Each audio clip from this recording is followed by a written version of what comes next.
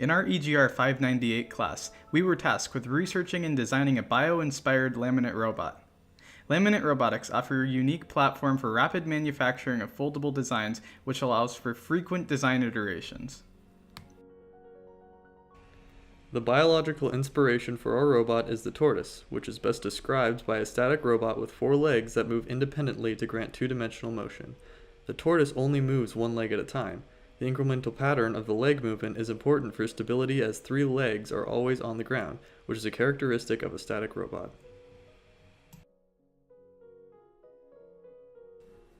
Using a tortoise-inspired static foldable laminate robot as a test bed, we can measure the weight distribution of the robot over its 4 legs using a flex sensor. This works in conjunction with materials with known properties cut into different shapes to determine the optimum foot that bends at a constant radius. The 4 sensors will help investigate how to improve dynamic weight distribution for moving over uneven surfaces. Over the iterations, the methods used to transfer motion from the servos to the legs evolved to improve strength and efficiency. From iterations 3 to 4, the 2-legged mechanism was mirrored to create a 4-legged mechanism to meet our project requirements. Also, the pushrod extension was made perpendicular to the device to offer a greater range of motion, and the material was swapped for a thicker cardboard.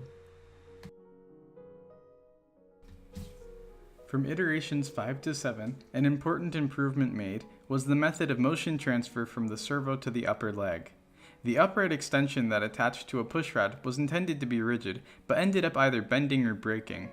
This was fixed by creating a pull tab that moved with the leg rather than against it, and actuating that tab with a custom servo horn. Some necessary hardware for the design, such as the servo horns and mounts, weren't available as off-the-shelf parts, so they had to be designed in CAD and 3D printed.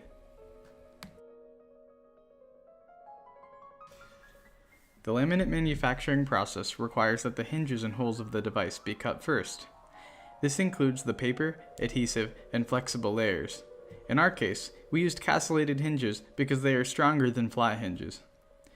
The paper layers must be glued by the adhesive layers to the flexible layer using a heat press, and then after that, a second pass by the laser cutter removes the laminate from its outline and frees any moving links.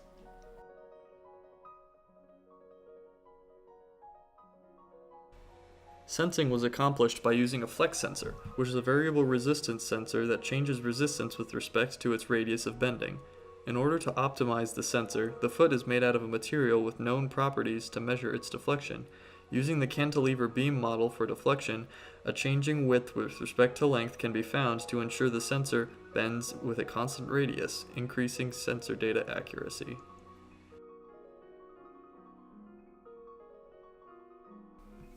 The Adafruit Pearl Trinket microcontroller was used to drive all of the actuators. Motion of the robot was achieved through the use of inverse kinematics to determine the position of the foot in relation to the body. Each foot is programmed to move while the others are on the ground, so only one foot is allowed to be raised at a time.